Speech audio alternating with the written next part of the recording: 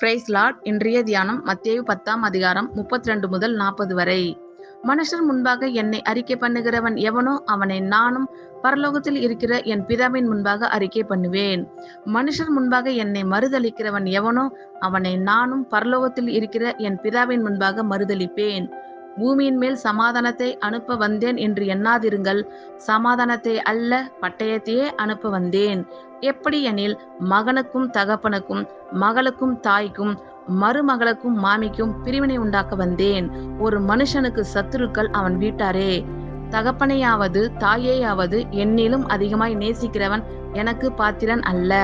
மகனையாவது மகளையாவது என்னிலும் அதிகமாய் நேசிக்கிறவன் எனக்கு பாத்திரன் அல்ல. தன் சிலுவை எடுத்துக்கொண்டு என்னை பின்பற்றாதவன் எனக்கு பாத்திரன் அல்ல. தன் ஜீவனை காக்கிறவன் அதை இழந்து போவான்.